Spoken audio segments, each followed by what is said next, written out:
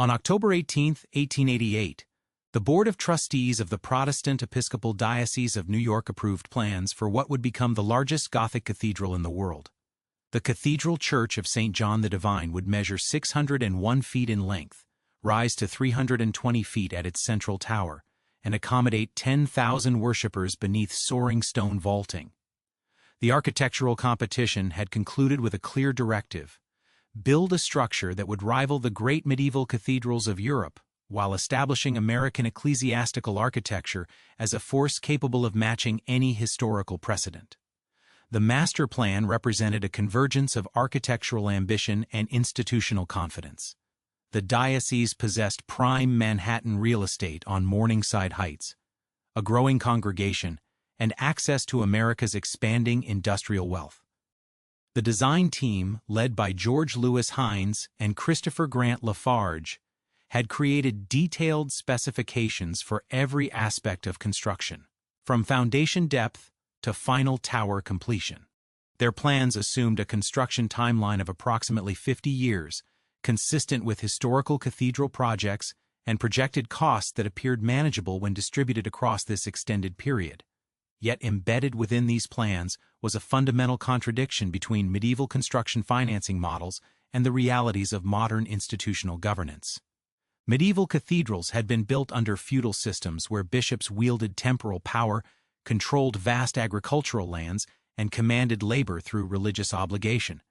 The economic model was essentially tributary. Wealth flowed upward through hierarchical structures designed to concentrate resources for monumental projects. Construction timelines could extend across centuries because the underlying economic system was designed for perpetual extraction, and the institutional structure assumed permanent hierarchical control. The Diocese of New York operated under entirely different constraints. Episcopal leadership rotated every decade. Budget decisions required committee approval. Fundraising depended on voluntary contributions from individuals who maintained independent economic interests. The cathedral project would require sustained financial commitment across multiple generations of leadership, each with their own priorities and constituencies. The institutional structure that approved the cathedral plans was fundamentally incompatible with the resource requirements those plans demanded. The architectural specifications themselves encoded this incompatibility. The design required approximately 500,000 tons of Indiana limestone, each block quarried to precise specifications and individually fitted. Labor requirements included not just general construction workers, but specialized stone carvers, metalworkers, and glaziers whose skills demanded premium compensation. The structural engineering alone, creating flying buttresses capable of supporting the weight of Gothic vaulting at unprecedented American scales, required materials and techniques with cost factors that would escalate significantly faster than general inflation rates. The financial modeling underlying the project assumed linear growth in both diocesan revenue and donor commitment. Population growth in New York would expand the congregation. Industrial prosperity would increase individual wealth. Religious enthusiasm would maintain consistent giving patterns. These assumptions were embedded in funding projections that showed cathedral completion as financially feasible if construction proceeded steadily across the projected timeline. But the economic model failed to account for the cyclical nature of modern capitalist systems. Industrial economies experienced regular boom and bust cycles that would inevitably disrupt donation patterns. Demographic shifts would alter neighborhood composition. Competing charitable causes would emerge. Most critically, the model assumed that religious giving would remain proportionally constant as secular alternatives for philanthropic expression proliferated. The governance structure amplified these vulnerabilities. The cathedral project required institutional memory and commitment that exceeded any individual leadership tenure. Design decisions made in 1888 would need consistent interpretation and implementation through 1938 and beyond. But episcopal administration operated on democratic principles that ensured regular leadership changes. Each new bishop would bring different priorities. Each building committee would reinterpret previous decisions. The institutional mechanism that approved the cathedral construction lacked any structure for ensuring cross-generational continuity. The design team understood medieval construction techniques, but failed to recognize how those techniques had been embedded within specific economic and social systems. Gothic cathedrals required not just architectural knowledge, but tributary economic relationships that could sustain resource extraction across centuries. When Hines and Lafarge specified flying buttresses and ribbed vaulting, they were implicitly requiring an economic system capable of supporting specialized labor pools across multiple generations. The Diocese of New York possessed neither the economic base nor the institutional continuity necessary to maintain such specialization. The approved architectural plans created what systems engineers would recognize as a resource trap. Initial construction phases would consume available capital while creating structures that demanded ongoing maintenance regardless of completion status. Each phase of construction would generate sunk costs that made project abandonment seem wasteful, while simultaneously consuming resources that might otherwise be allocated to achievable objectives. The financial commitment required to maintain partially completed structures would compete directly with the financial commitment required to advance construction toward completion. The cathedral's design assumptions also failed to account for technological and social changes that would alter construction economics. Medieval cathedrals had been built using local materials and local labor, with transportation costs minimal. The New York project required materials shipped from distant quarries using industrial transportation networks. Labor patterns had shifted from guild-based artisan communities to wage-based industrial employment. The economic context that had made cathedral construction feasible in medieval Europe had fundamentally changed, but the architectural approach remained unchanged. The institutional approval process itself revealed the depth of these contradictions. The diocese voted to proceed based on preliminary cost estimates that assumed optimal conditions across a 50-year timeline. No contingency planning addressed the possibility of economic disruption, leadership changes, or demographic shifts. The approval process treated cathedral construction as a discrete project with predictable parameters, rather than as an institutional commitment that would need to adapt to decades of social and economic change. The design premise encoded an assumption that religious institutions in industrial America could function like medieval ecclesiastical hierarchies. The approved plans required resource allocation patterns, decision-making continuity, and community commitment that had been possible under feudal systems but were structurally incompatible with democratic, capitalist social organization. The cathedral was approved by an institution that lacked the characteristics necessary to sustain the project it had authorized. By 1892, as foundation excavation began, the Cathedral of St. John the Divine had already been designed to fail. The architectural plans were technically sound. The construction techniques were proven. The institutional approval was legitimate.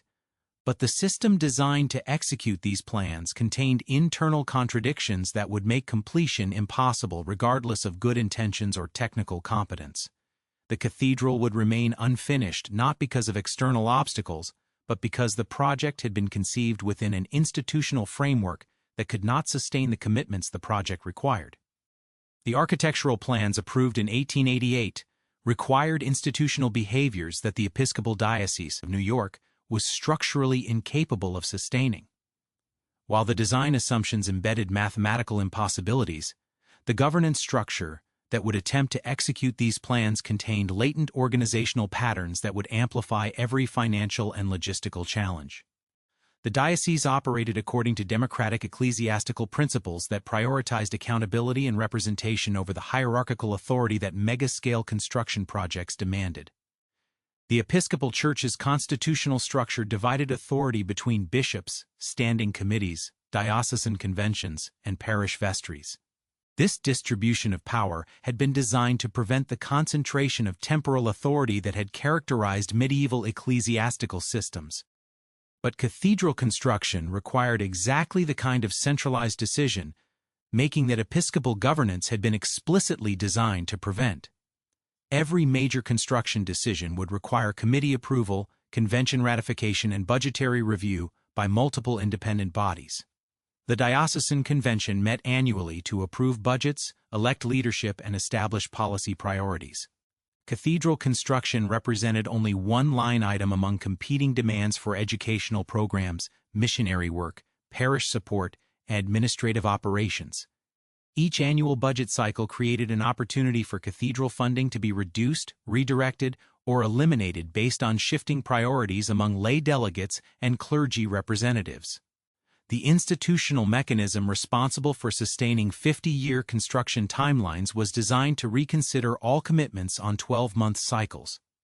Episcopal bishops served terms that averaged 8 to 12 years, depending on election timing and retirement decisions. Cathedral construction would require consistent leadership across 4 to 6 different episcopal administrations. Each new bishop would inherit decisions made by predecessors, while facing constituencies that expected fresh priorities and approaches. The institutional continuity required for sustained construction conflicted directly with the democratic expectation that new leadership would bring new directions. The diocesan building committee structure amplified these discontinuities. Committee membership rotated based on convention elections and episcopal appointments.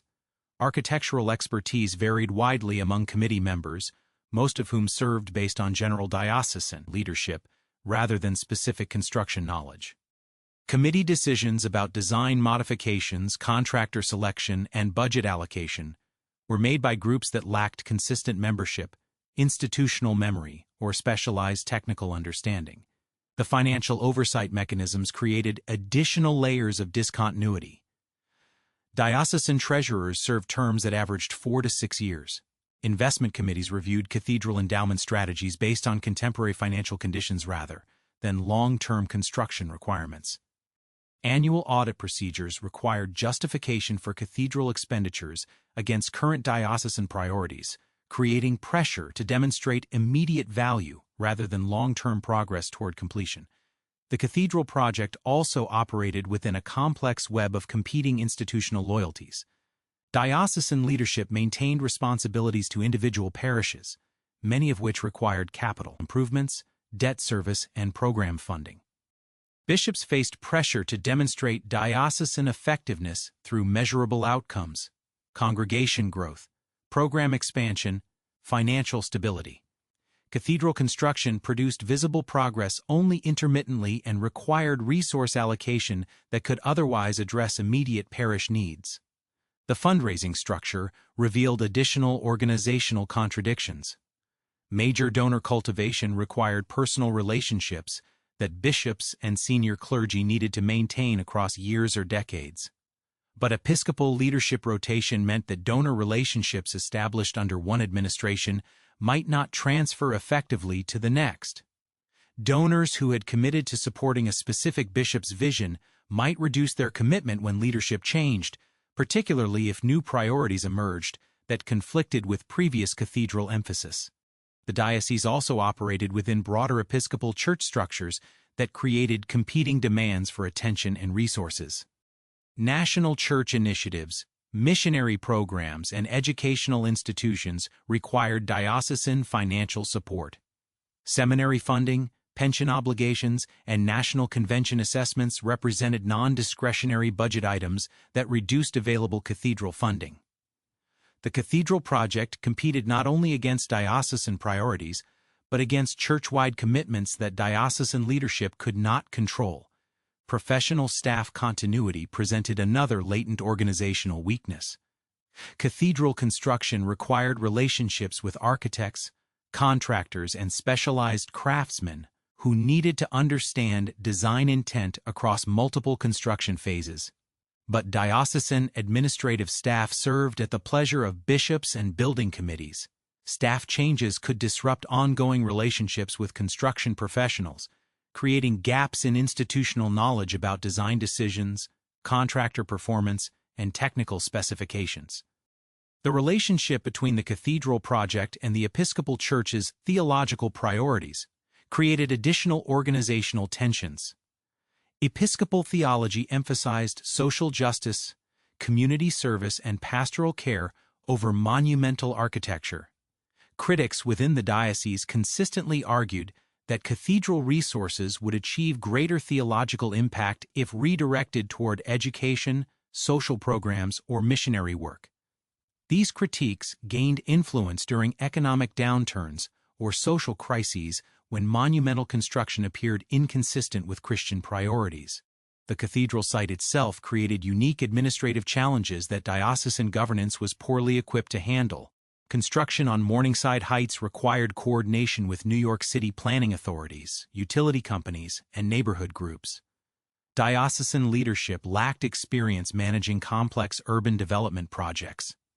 Building committee members who understood ecclesiastical administration often lacked knowledge of municipal permitting processes, labor regulations, and environmental requirements. The technical complexity of Gothic construction created additional organizational strains. Stone carving, metalwork, and glazing required craftsmen whose skills could not be easily replaced if labor relationships deteriorated. Work stoppages or contractor disputes could halt construction for months while alternative arrangements were negotiated.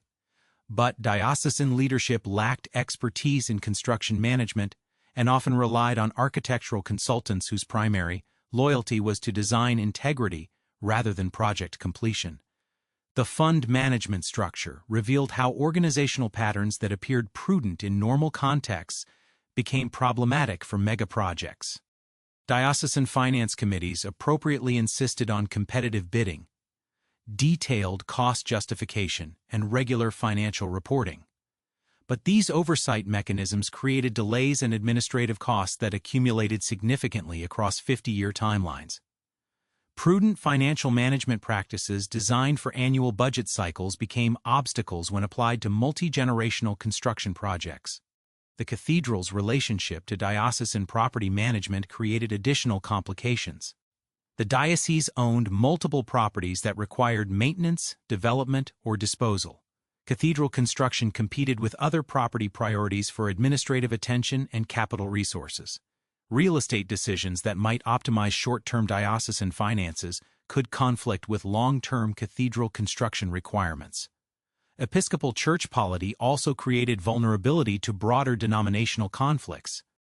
Theological disputes, social controversies, and political disagreements within the national church could affect diocesan unity and financial stability.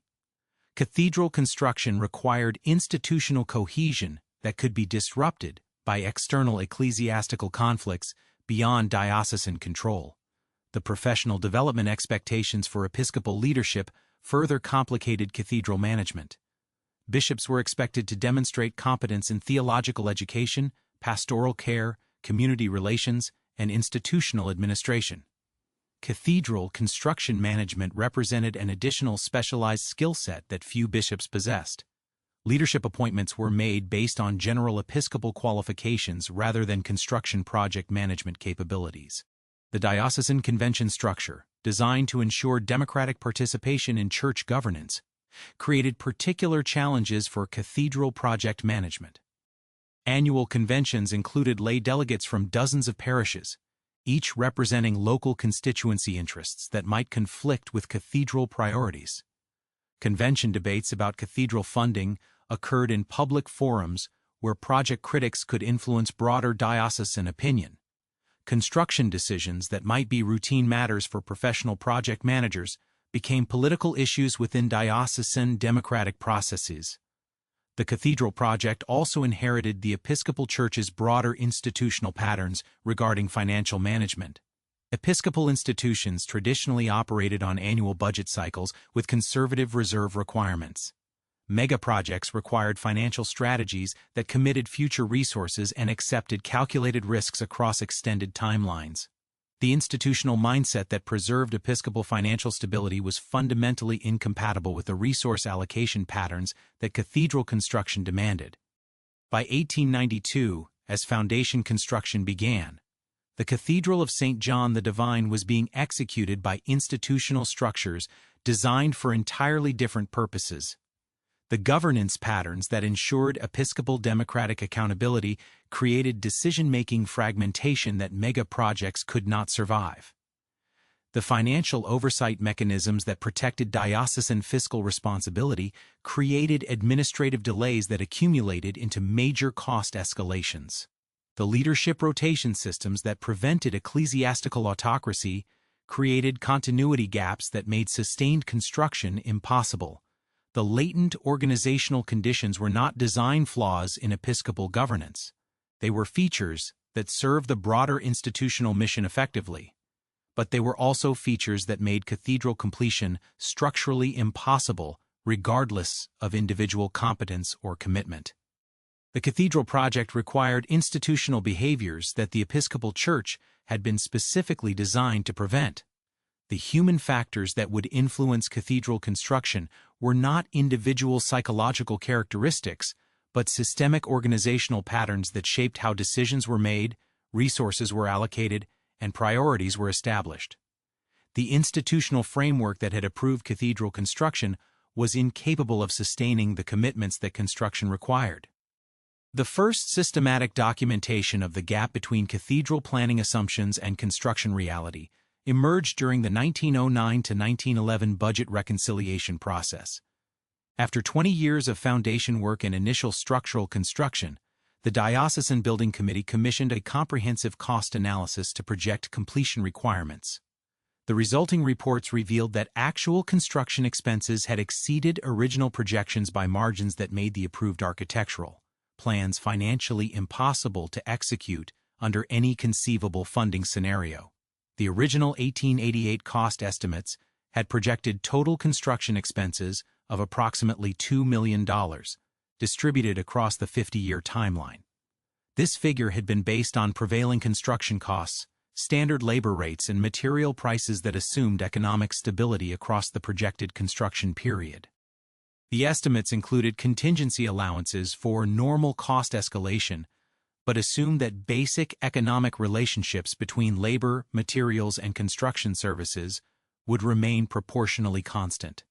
The 1909 cost analysis revealed that foundation and initial structural work had consumed $1.8 million across just 21 years, with less than 15% of the planned structure completed. Material costs had increased by factors that exceeded general inflation rates. Specialized stone carving that had been estimated at $12 per cubic foot in 1888 was costing $28 per cubic foot by 1909. Structural steel prices had tripled. Skilled glazing work that had been projected at $15 per square foot was requiring $45 per square foot for equivalent quality. The cost escalation patterns revealed fundamental flaws in the original economic modeling. The 1888 estimates had assumed that cathedral construction would benefit from economy of scale, that unit costs would decrease as construction volume increased and contractor relationships matured. Instead, the opposite had occurred. Gothic construction techniques required increasingly specialized skills that commanded premium compensation as industrial construction shifted toward standardized methods. The cathedral project was paying higher unit costs each year because it required capabilities that were becoming rarer in the general construction industry. Labor cost analysis showed particularly dramatic escalation patterns. Stone carvers, who had commanded $4 per day in 1888, were earning $12 per day by 1909, while general construction workers had seen wages increase from $2.50 to $4.50 per day over the same period. Cathedral construction required skills that were not developing within industrial labor markets. Each construction phase required more expensive specialists because the necessary capabilities were not being maintained through normal market mechanisms. The material sourcing analysis revealed additional cost escalation factors that the original estimates had failed to anticipate. Indiana limestone quarrying had become more expensive as optimal stone had been extracted, and remaining material required deeper quarrying and more complex extraction. Transportation costs had increased, not just due to general inflation, but because cathedral construction required stone specifications that were increasingly difficult to source. Standard quarrying operations produced stone suitable for commercial construction, but Gothic architectural requirements demanded material properties that were becoming specialty items. The engineering specifications themselves had proven more complex and expensive than originally projected.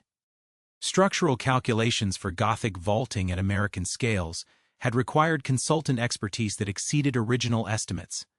Foundation requirements had proven more extensive than anticipated because soil conditions on Morningside Heights created engineering challenges not fully understood during initial planning. Each technical challenge had generated additional professional service costs that accumulated significantly across the extended construction timeline. The 1909 analysis also documented how construction sequence requirements had created inefficiencies that compounded cost escalation. Gothic architecture required construction phases that proceeded according to structural logic rather than economic efficiency. Stone carving could not be accelerated through parallel production because each carved element needed to fit precisely with adjacent elements. Structural steel installation required completion of previous phases that could not be expedited without compromising architectural integrity. The revised cost projections calculated that cathedral completion under the original architectural plans would require approximately $12 million in 1909 dollars, a six-fold increase over original estimates. This revision was not based on design modifications or scope expansion, but on accurate assessment of the actual cost required to execute the approved 1888 plans. The economic foundation underlying cathedral construction had proven to be systematically inaccurate. The building committee's response to these findings revealed how institutional decision-making processes had become trapped by sunk costs. Rather than reconsidering the fundamental viability of the cathedral project, committee discussions focused on strategies for managing the cost escalation. Minutes from 1910 committee meetings document extensive debate about design modifications, alternative materials, and phased construction approaches that might reduce total project costs while preserving essential architectural elements. The design modification discussions revealed the depth of the cost escalation problem. Architects had calculated that reducing cathedral length by 100 feet would decrease total costs by approximately 12%. Substituting alternative materials for interior finishing could reduce costs by 8%. Eliminating one of the planned towers could reduce costs by 15%. Even combining all feasible modifications, total projected costs remained more than 4 times original estimates. Alternative material studies had been commissioned to identify cost reduction opportunities without compromising structural integrity. Tests of Pennsylvania limestone showed potential savings of 20% over Indiana stone, but architectural review determined that color and texture variations would create aesthetic inconsistency with completed work. Analysis of steel frame construction with stone veneer could reduce structural cost by 30%, but would require fundamental design changes that invalidated 20 years of completed construction. The committee also commissioned fundraising capacity analysis to determine whether diocesan revenue could be increased sufficiently to address the revised cost projections. Review of donor patterns showed that cathedral giving had actually decreased as a percentage of total diocesan contributions between 1889 and 1909. Major donors who had provided substantial initial gifts were not increasing contributions proportionally with cost escalation. New donor cultivation was generating modest additional revenue that was insufficient to address the magnitude of cost increases. The financial analysis revealed a feedback mechanism that would worsen cost escalation over time. Extended construction timelines increased total costs not just through inflation, but through compound inefficiencies created by construction delays. Materials stored on-site deteriorated and required replacement. Partially completed structures required ongoing maintenance. Contractor relationships were disrupted by work stoppages, creating additional mobilization costs when construction resumed. The 1911 committee reports documented how construction cost escalation was creating a resource allocation crisis within broader diocesan operations. Cathedral construction was consuming increasing percentages of diocesan capital resources, creating pressure to reduce funding for parish support, educational programs, and social services. Critics within the diocese argued that cathedral costs were becoming disproportionate to the institution's broader mission and financial capacity. The technical specifications required for cathedral completion had also proven more complex than originally anticipated. Gothic vaulting calculations required structural engineering expertise that had not been widely available in American construction markets during the 1880s. By 1909, the necessary expertise existed, but commanded premium compensation because few projects required such specialized knowledge. cathedral construction was bearing development costs for technical capabilities that had limited application beyond the specific project. The committee analysis identified fundamental problems with the relationship between architectural ambition and institutional capacity. The approved architectural plans had assumed that construction techniques proven in medieval contexts would translate straightforwardly to industrial-age American conditions. Instead, Gothic construction methods required adaptation to contemporary building codes, labor practices, and material availability. Each adaptation created additional costs and complexity that had not been anticipated in original planning. The geographic context had created additional cost escalation factors.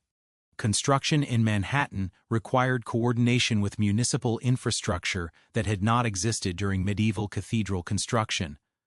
Utility installation, traffic management, and building code compliance created administrative and technical requirements that added substantial costs to every construction phase. Urban construction also required premium compensation for skilled labor because workers faced higher living costs than their counterparts in smaller cities. The 1909 to 1911 cost analysis period marked the first systematic recognition that cathedral construction as originally conceived was financially impossible.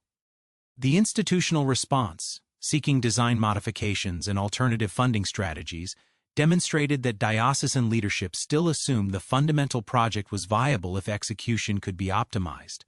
The analysis documentation shows decision-makers struggling to reconcile their commitment to the cathedral vision with mathematical evidence that the vision was unachievable. The committee reports from this period also revealed how institutional decision-making patterns were creating additional delays and costs.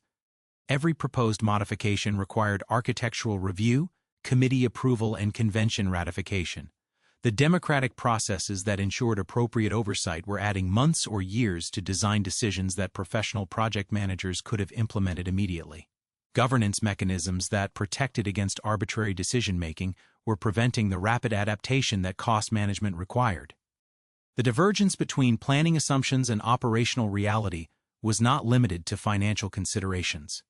The timeline analysis showed that construction was proceeding significantly slower than originally projected, even apart from cost constraints. Technical complexity, regulatory requirements, and coordination challenges were creating delays that extended projected completion dates regardless of funding availability.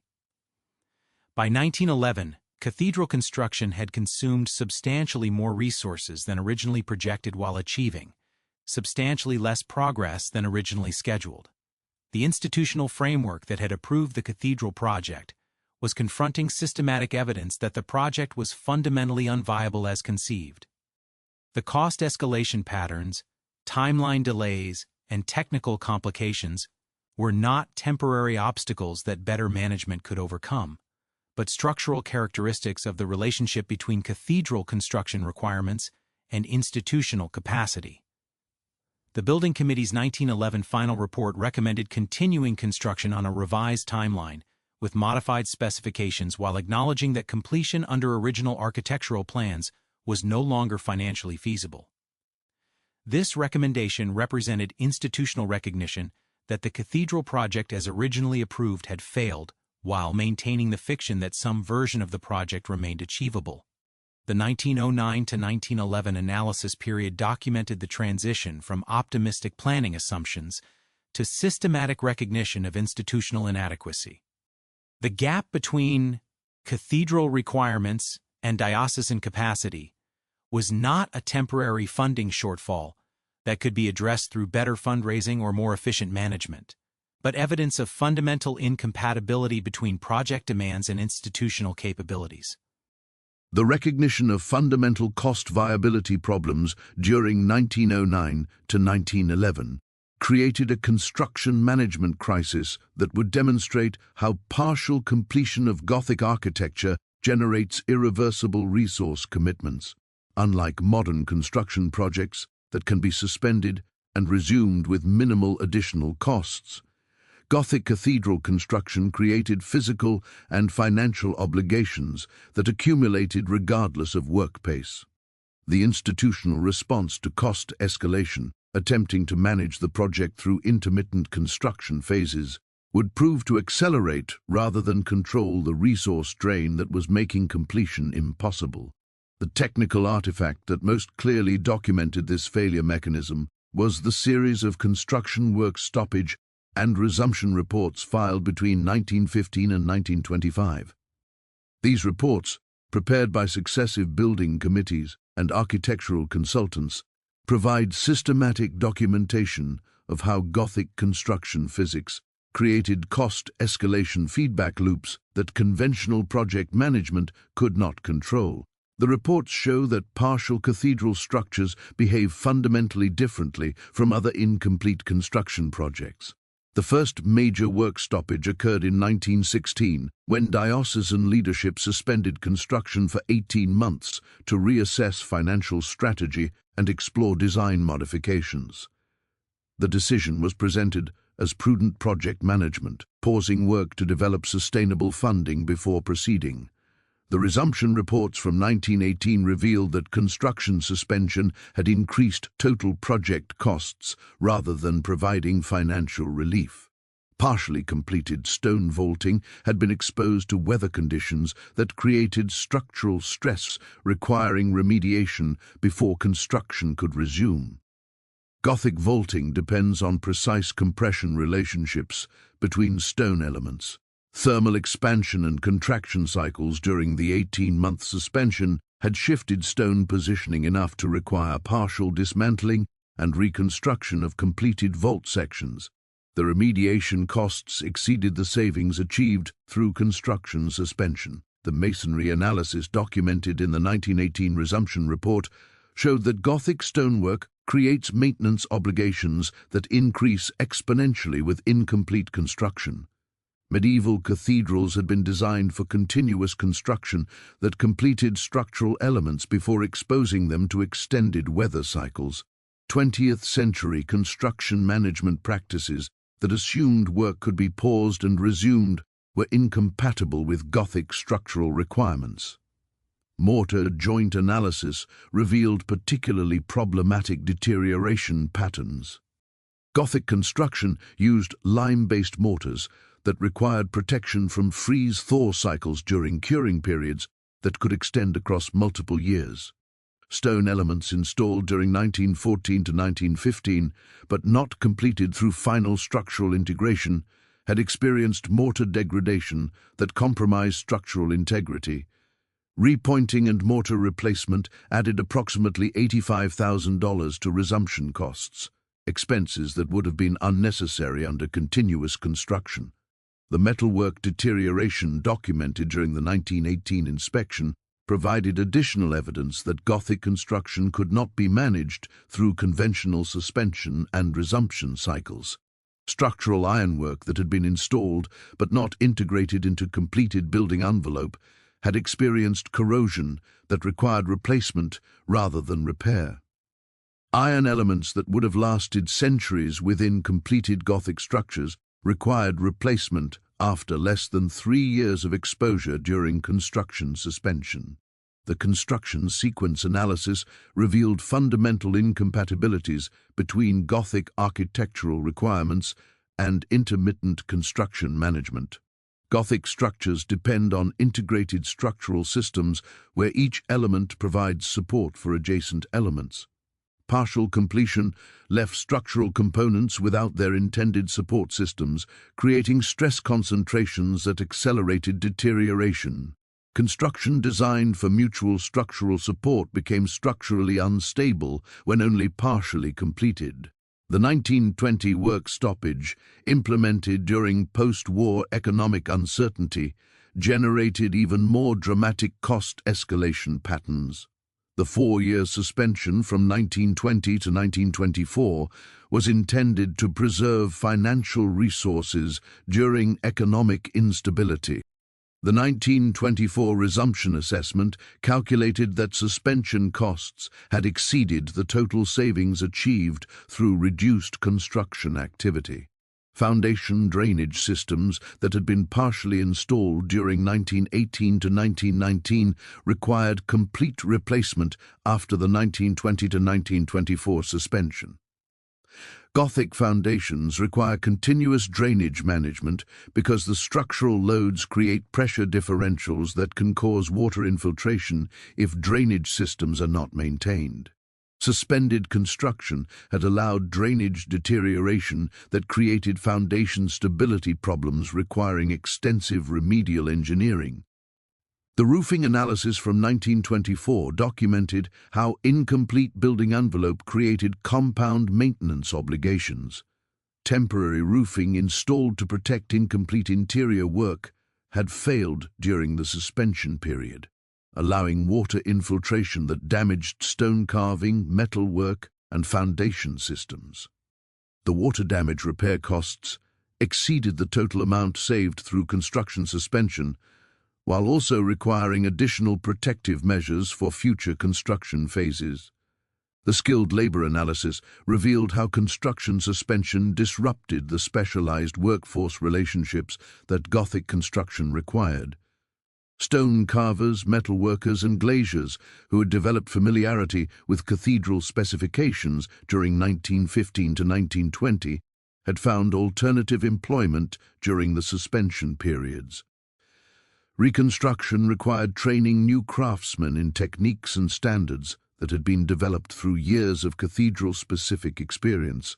The labor remobilization costs included not just higher wages, but extended timelines while new workers achieved competency with cathedral requirements. The contractor relationship documentation showed how intermittent construction created ongoing administrative and legal costs that conventional construction projects did not experience. Construction contracts had been written for continuous work phases. Suspension and resumption required contract modifications, renegotiation of material pricing, and legal resolution of change order disputes. The administrative costs of managing intermittent construction often exceeded 15% of direct construction costs. The 1925 engineering assessment identified structural integrity problems that had emerged from the extended construction timeline rather than from design flaws or construction errors. Gothic structural systems distribute loads through integrated networks of stone, steel, and mortar. Partial completion created load distribution patterns that placed stress on individual elements beyond their design capacity. Some completed structural elements required reinforcement or replacement not because of construction defects, but because they had been forced to carry loads without their intended structural support systems.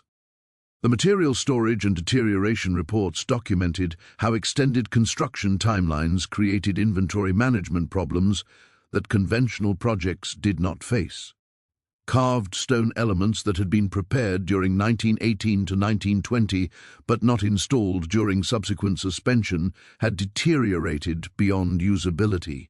Stone carving represented substantial financial investment that became total loss when installation was delayed beyond material storage capabilities. The 1927 cost analysis revealed how the pattern of suspension and resumption had created a resource allocation trap. Each resumption phase required remedial work that consumed resources without advancing construction progress. The cathedral project was consuming increasing percentages of diocesan capital while achieving decreasing rates of advancement toward completion. Construction activity was transitioning from building toward completion to maintaining incomplete structures. The technical specifications required for 1920s construction also revealed how Gothic building techniques were becoming increasingly expensive as industrial construction methods standardized around different approaches. Gothic stonework required hand tools and techniques that were no longer being maintained through normal construction industry training. Cathedral construction was bearing the costs of preserving traditional building skills that had limited application in contemporary construction markets. The construction sequencing analysis documented how Gothic architecture created interdependency requirements that prevented the construction management optimization techniques used in other building projects. Modern construction management emphasized parallel work phases that could accelerate completion timelines. Gothic structural requirements mandated sequential construction that prevented parallelization. Cathedral construction could not benefit from the efficiency improvements that were reducing costs in other construction sectors. The 1928 Structural Engineering Assessment identified foundation settlement patterns that were directly attributable to extended construction timelines. Gothic foundations had been designed to support completed structural loads distributed across the entire building. Partial construction created uneven loading that caused differential settlement requiring foundation remediation. The foundation problems were not design flaws, but consequences of construction management decisions that Gothic engineering had not anticipated. The building envelope analysis revealed how incomplete Gothic structures created ongoing weatherproofing obligations that increased maintenance costs exponentially. Medieval cathedral construction had proceeded rapidly enough that structural completion provided weather protection before deterioration could occur. 20th century construction timelines left incomplete structures exposed to weather conditions for decades, creating protection obligations that medieval construction had avoided. The 1929 financial analysis calculated that construction suspension and resumption cycles were generating more costs than continuous construction would have required, while producing less advancement toward completion. The cathedral project had developed a resource consumption pattern that was inversely related to construction progress. More financial resources were being consumed to maintain incomplete construction than would have been required to advance construction toward completion. The engineering reports from this period documented how Gothic construction created what systems analysts would recognize as a maintenance debt that accumulated faster than financial resources could address it. Each incomplete structural element required ongoing maintenance to prevent deterioration. The maintenance obligations increased exponentially as more structural elements were partially completed but not integrated into finished building systems. The comprehensive technical assessment completed in 1930 concluded that cathedral construction, as currently managed, was generating net resource consumption rather than progress toward completion. The combination of partial construction, maintenance obligations, repeated remediation requirements, and construction inefficiencies created by intermittent work schedules had created a system where construction activity consumed more resources than it produced in advancement toward project completion. The failure chain documented through construction work stoppage reports showed that Gothic cathedral architecture contained structural characteristics that made conventional construction project management counterproductive. Attempts to control costs through construction suspension created maintenance obligations that exceeded construction savings. Efforts to optimize construction scheduling through intermittent phases generated inefficiencies that exceeded the benefits of improved resource allocation. By 1930, the cathedral construction project had developed into a resource consumption system that could maintain incomplete structures but could not advance toward completion. The physical characteristics of Gothic construction had created a feedback loop where prudent financial management decisions generated additional costs rather than providing financial relief. The project had become trapped in a maintenance cycle that prevented progress toward the completion that would eliminate maintenance obligations. The recognition by 1930 that cathedral construction had become a resource consumption system rather than a progress toward completion system prompted a series of institutional stabilization attempts that would demonstrate how corrective measures could reinforce underlying structural problems rather than resolving them. The technical artifact that most clearly documented these stabilization attempts and their unintended consequences was the Comprehensive Strategic Planning Initiative, undertaken between 1932 and 1945, which generated multiple alternative approaches to cathedral completion while simultaneously creating new dependencies that further embedded the project's fundamental contradictions. The first major stabilization attempt was the 1932 endowment campaign, designed to create a permanent financial foundation that would sustain cathedral construction regardless of annual diocesan budget fluctuations. The campaign sought to raise $5 million to establish an endowment whose investment returns would fund construction activities independent of ongoing fundraising requirements. The endowment strategy represented recognition that the original funding model had failed, while attempting to solve the resource problem through financial engineering rather than addressing the underlying incompatibilities between project requirements and institutional capacity. The endowment campaign analysis revealed how stabilization attempts created new institutional dependencies that complicated, rather than simplified, cathedral management. The campaign required professional fundraising expertise that diocesan staff did not possess. External fundraising consultants were contracted to design and implement the endowment strategy, creating ongoing professional service relationships that consumed substantial portions of campaign proceeds. The consultants' fees, estimated at 12 to 15% of funds raised, represented resources that could not be applied to construction activities. The endowment management requirements also created additional administrative complexity within diocesan operations. Investment oversight required financial expertise that building committees did not possess. Diocesan leadership needed to develop investment policies, oversight procedures, and performance evaluation mechanisms for endowment management. The administrative infrastructure required to manage the endowment consumed resources and attention that had previously been focused on construction activities.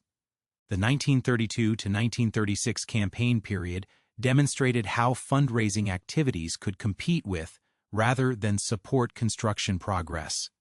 Campaign events, donor cultivation, and publicity efforts required substantial time commitments from diocesan leadership and building committee members. The campaign consumed institutional attention and resources that might otherwise have been applied to construction management. Fundraising activities became an additional institutional obligation rather than a solution to resource constraints. The endowment campaign also revealed limitations in donor capacity that had not been adequately assessed during planning.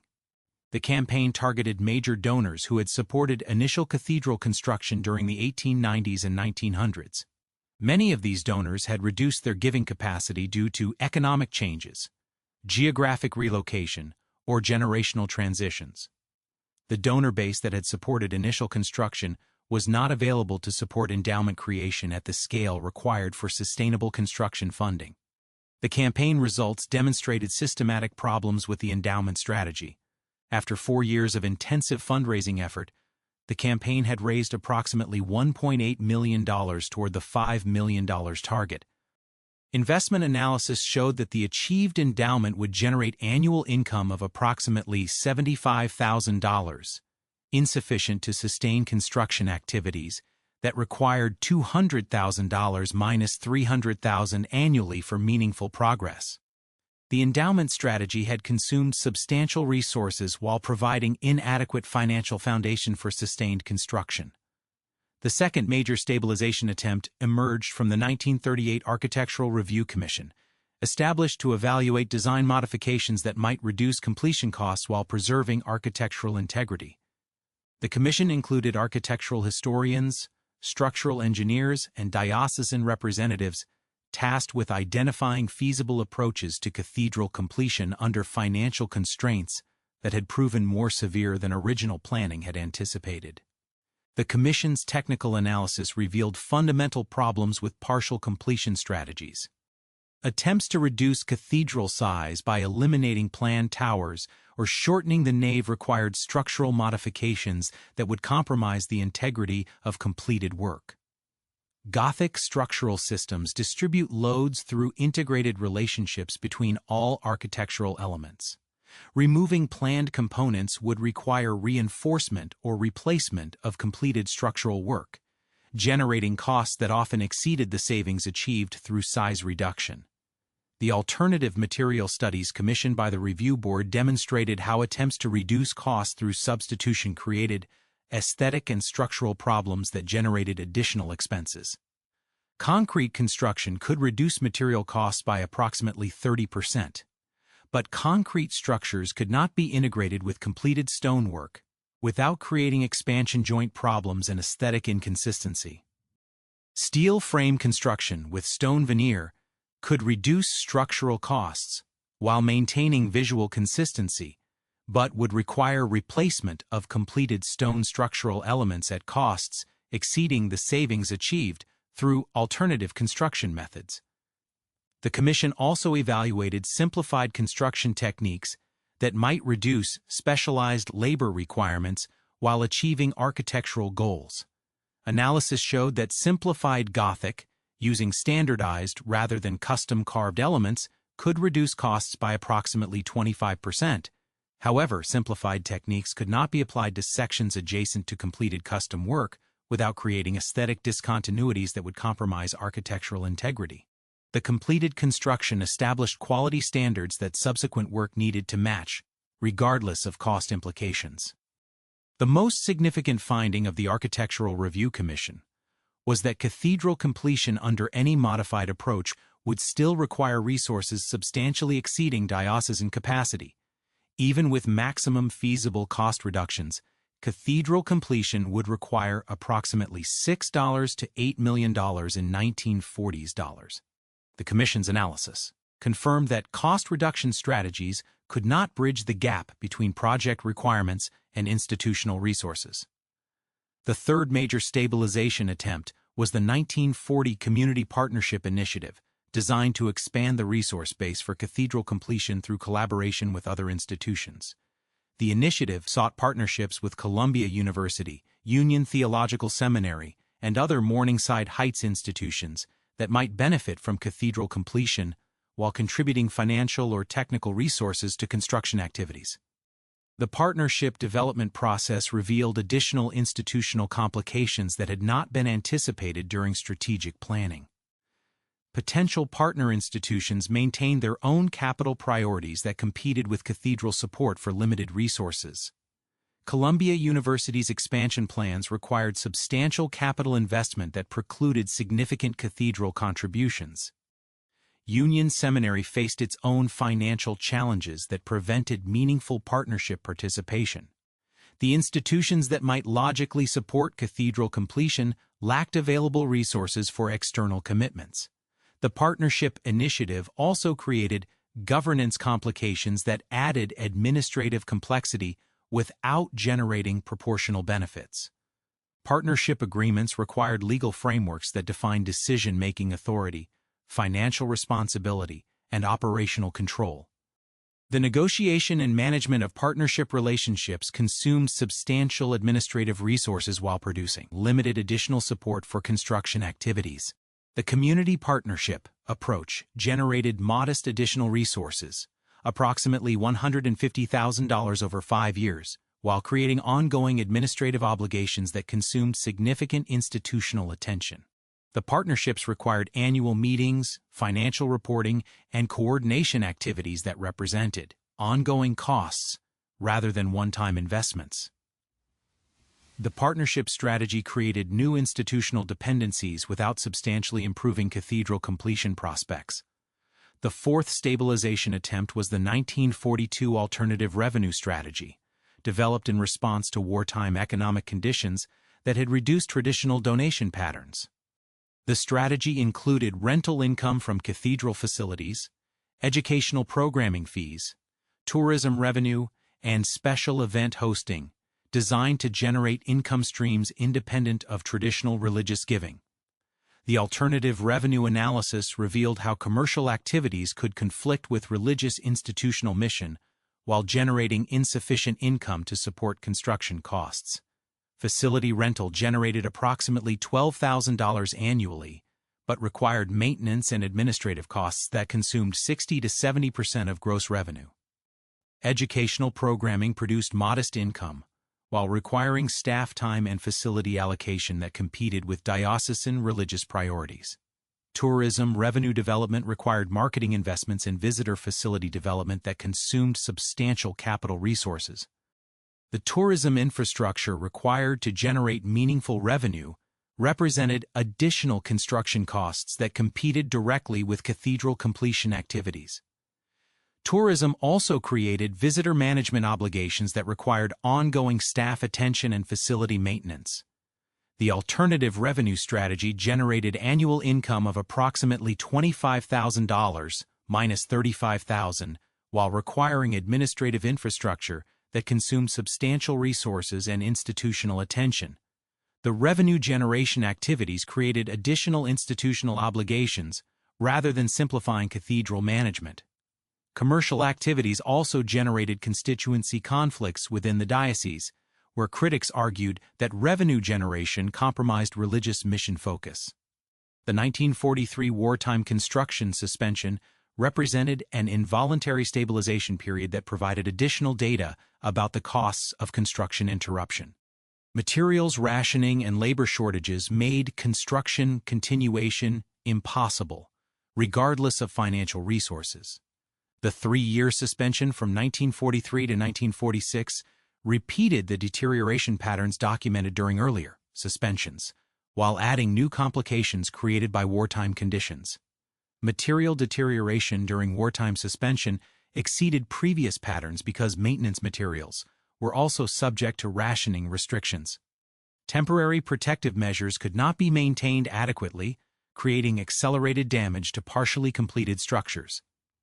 The 1946 resumption assessment calculated that wartime deterioration had created remediation requirements exceeding $300,000, costs that would have been avoided under continuous construction but could not be prevented under wartime conditions. The skilled labor analysis from the post-war period showed how extended suspension had permanently disrupted the specialized workforce relationships that Gothic construction required. Craftsmen who had worked on cathedral construction during the 1930s had found alternative employment in defense industries. Many had relocated to other geographic areas or had retired from active construction work. The specialized knowledge and technique familiarity that had been developed through cathedral work was largely lost during the wartime suspension.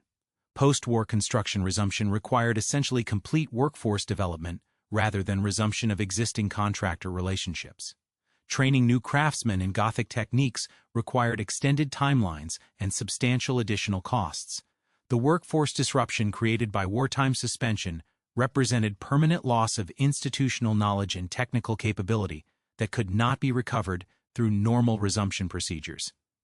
The 1946 comprehensive assessment of stabilization attempts concluded that all corrective strategies had consumed substantial resources while failing to address the fundamental incompatibilities between cathedral completion requirements and institutional capacity. The endowment campaign, architectural review process, partnership initiatives, and alternative revenue development had generated new institutional obligations and administrative complexity without substantially improving cathedral completion prospects. The stabilization attempts had created what organizational analysts would recognize as institutional mission drift. Diocesan attention and resources were increasingly focused on managing cathedral-related activities rather than advancing construction toward completion. Fundraising, partnership management, alternative revenue generation, and architectural review had become ongoing institutional obligations that competed with both construction activities and broader diocesan mission requirements. The cumulative effect of stabilization attempts was to embed cathedral-related activities more deeply within diocesan operations, while making cathedral completion more difficult to achieve. Each corrective strategy had created new dependencies and obligations that required ongoing resource allocation. The cathedral project had evolved from a construction initiative into a complex institutional management challenge that consumed resources without producing proportional advancement toward completion. By 1946, the cathedral project had developed characteristics that institutional analysts would recognize as a permanently incomplete system.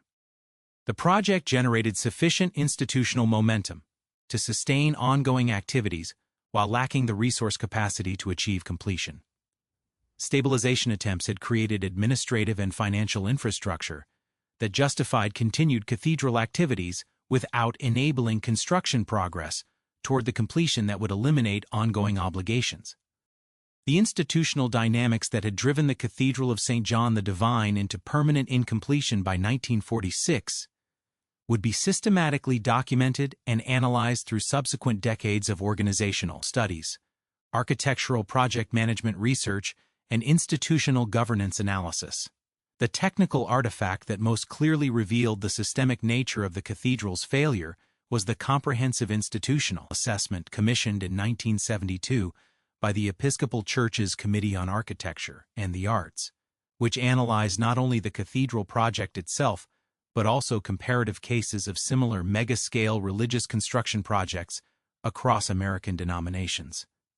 The 1972 assessment represented the first systematic attempt to understand cathedral construction failure as an institutional design problem rather than as a funding or management challenge. The assessment team included organizational behavior specialists, construction management professionals, and religious institutional experts who approached the cathedral project as a case study in the relationship between institutional governance structures and large-scale capital project requirements. The forensic analysis revealed that the fundamental contradictions embedded in the cathedral project were not unique to St. John the Divine, but represented systematic characteristics of the relationship between democratic religious institutions and mega-scale construction projects.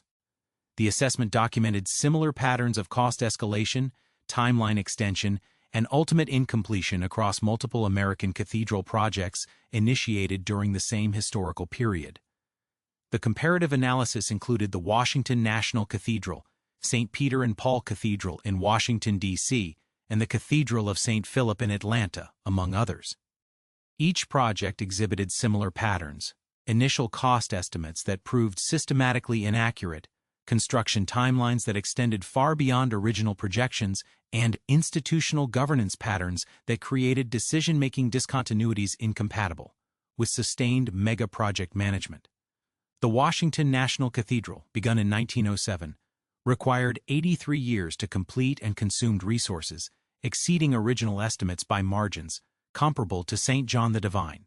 The Atlanta Cathedral project was abandoned incomplete after 40 years of construction effort. The institutional characteristics that had made St. John the Divine completion impossible were revealed to be systematic features of American religious institutional governance rather than unique organizational failures. The organizational behavior analysis identified specific governance characteristics that created structural incompatibilities with mega-project requirements. Democratic religious institutions distributed decision-making authority in ways that prevented the centralized project management that large-scale construction required. Leadership rotation systems ensured that project oversight would change regularly in ways that mega-projects could not accommodate. Financial oversight mechanisms designed for annual budget management created administrative delays and resource allocation conflicts when applied to multi-generational construction projects. The construction management analysis revealed technical characteristics of Gothic cathedral architecture that created unique project management challenges not present in other large-scale construction projects. Gothic structural systems required sequential construction phases that prevented the parallel work scheduling used to accelerate other building projects. Specialized craftsmanship requirements created labor dependencies that conventional construction management could not optimize. Material specifications required sourcing and quality control procedures that exceeded standard construction industry capabilities. The economic analysis documented how the relationship between mega-project resource requirements and religious institutional financing capacity had changed fundamentally between medieval and modern periods. Medieval cathedrals had been financed through tributary economic systems that concentrated agricultural wealth for ecclesiastical projects. Modern religious institutions operated within voluntary contribution systems that could not generate equivalent resource concentration. The economic foundation that had made medieval cathedral construction feasible had been eliminated by changes in political and economic organization. The 1972 assessment also analyzed the psychological and social functions that cathedral projects served within religious institutions, revealing how these functions created institutional momentum that sustained projects regardless of completion prospects. Cathedral construction provided visible symbols of institutional ambition and community commitment that maintained value independent of architectural completion. The construction process itself generated donor engagement, community identity, and institutional purpose that justified continued resource allocation, even when completion became impossible. The social psychology analysis explained why institutional leadership had continued cathedral construction despite systematic evidence of financial impossibility. Cathedral projects created what organizational psychologists recognized as sunk cost commitment patterns that made rational reconsideration increasingly difficult as resources were consumed. Leadership who had committed institutional resources to cathedral construction faced professional and personal incentives to continue the projects regardless of objective completion prospects. The institutional analysis revealed how cathedral projects had evolved from construction initiatives into permanent institutional characteristics that served ongoing organizational functions. Cathedral construction provided justification for fundraising activities, donor cultivation, and community engagement that had become valued institutional activities independent of construction progress. The projects had developed into institutional infrastructure that supported broader organizational goals while consuming resources that might otherwise be allocated to achievable objectives. The 1972 assessment documented the actual resource consumption patterns for St. John the Divine between 1888 and 1970. Total expenditures had exceeded $15 million while achieving approximately 60% structural completion. Annual resource allocation for cathedral activities averaged $180,000, including construction, maintenance, and administration. The project had consumed resources equivalent to constructing multiple smaller churches while failing to achieve the cathedral completion that had justified the initial resource commitment. The architectural analysis revealed how the incomplete cathedral had developed structural and aesthetic characteristics that differed substantially from the original design intent. Multiple design modifications, material substitutions, and construction compromises had created a building that bore limited resemblance to the Gothic cathedral envisioned in 1888. The completed portions represented architectural compromises rather than authentic Gothic construction, while still requiring resource allocation patterns incompatible with institutional capacity. The maintenance analysis documented how incomplete cathedral structures created ongoing resource obligations that would persist indefinitely regardless of decisions about construction completion. Partial structures required weather protection, structural monitoring, and periodic remediation that consumed substantial annual resources. The incomplete cathedral had become a permanent maintenance obligation that would require ongoing resource allocation whether or not construction ever resumed. The legal analysis examined the institutional obligations created by cathedral construction and the mechanisms available for project modification or abandonment. Donor agreements, architectural contracts, and ecclesiastical commitments had created legal frameworks that made project abandonment difficult while failing to provide mechanisms for ensuring completion. The legal infrastructure surrounding cathedral construction had embedded the projects within institutional operations in ways that made rational resource reallocation legally and politically complicated. The 1980s follow-up studies revealed how changing social and economic contexts had further reduced cathedral completion prospects while increasing maintenance obligations. Urban development around the cathedral site had created zoning and regulatory complications that increased construction costs and complexity. Labor market changes had eliminated most traditional stone carving and Gothic construction capabilities, making authentic completion prohibitively expensive, even with unlimited financial resources. The demographic analysis showed how Episcopal Church membership patterns had changed in ways that reduced both the constituency for cathedral completion and the resource base for construction funding. Suburban migration had reduced urban Episcopal congregations. Changing religious giving patterns had shifted donor priorities towards social services and education rather than monumental architecture. The social foundations that had supported initial cathedral construction had been transformed by demographic and cultural changes. The 1990s technology assessment examined whether modern construction techniques could reduce cathedral completion costs while maintaining architectural integrity. Computer-aided design, mechanized stone cutting, and prefabrication technologies offered potential cost reductions, but analysis showed that technology could not address the fundamental incompatibilities between mega-project resource requirements and institutional governance capacity. Technological advances could reduce construction costs, but could not resolve the organizational and financial patterns that had made completion impossible. The comprehensive assessment completed in 2000 documented how the cathedral project had achieved a stable state of permanent incompletion that served institutional functions while consuming resources without progress toward completion.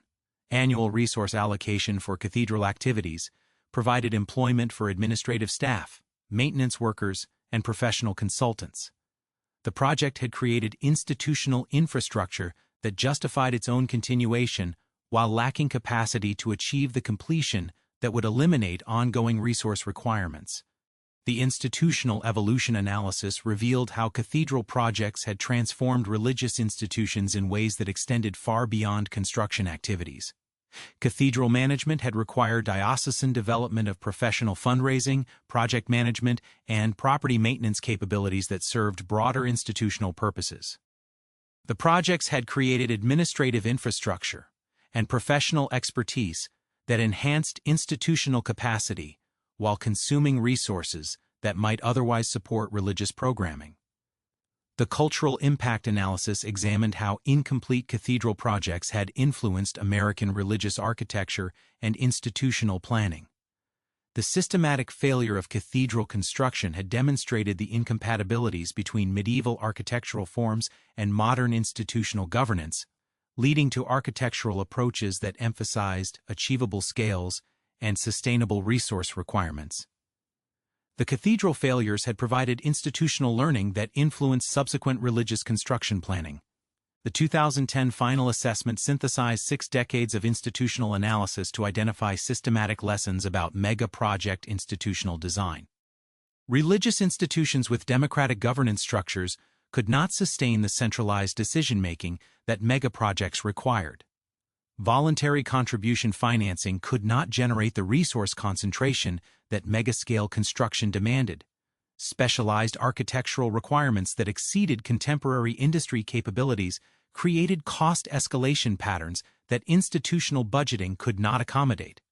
The systematic lessons extended beyond religious institutions to broader institutional design principles.